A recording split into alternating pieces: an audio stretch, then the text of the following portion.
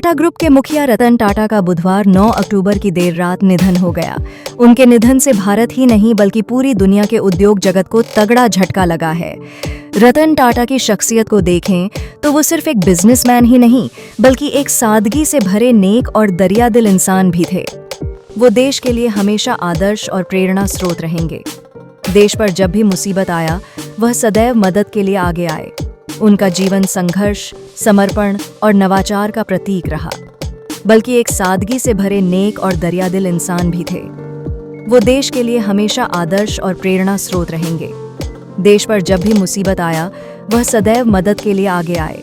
उनका जीवन संघर्ष, समर्पण और नवाचार का प्रतीक रहा। रतन टाटा ने अपने जीवन में शोहरत और दौलत तो खूब हासिल की, लेकिन एक चीज की कमी हमेशा बनी रही, वह थी प्यार। आपको ये जानकर आश्चर्य होगा कि देश के सबसे बड़े कारोबारी की प्रेम कहानी अधूरी रह गई।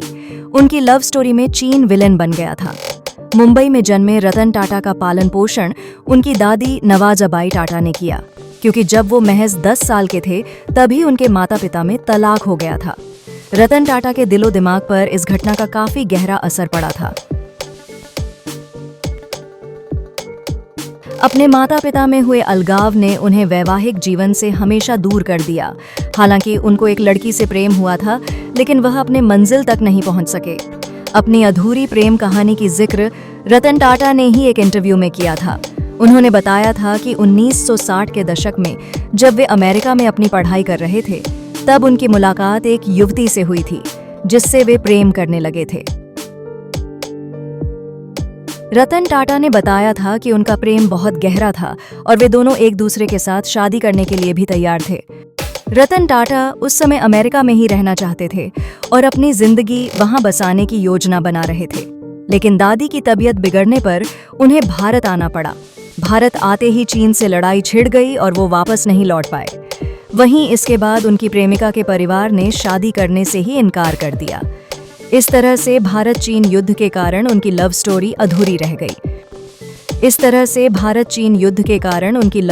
अधूरी रह गई। इसके बाद उन्होंने अपना पूरा ध्यान टाटा ग्रुप पर लगाया और समूह की कंपनियों को आगे बढ़ाने पर काम किया। कुछ मीडिया रिपोर्ट्स में ऐसा दावा भी किया जाता है कि रतन टाटा कभी अभिनेत्री सिमी ग्रेवाल के करीब आ गए थे। एक इंटरव्यू में सिमी ने रतन टाटा को लेकर कहा था, वे एक परफेक्ट जेंटलमैन हैं। उनका सेंस ऑफ ह्यूमर काफी ज्यादा बढ़िया है और वो काफी विनम्र हैं। हालांकि दोनों का ये रिश्ता आगे नहीं बढ़ पाया।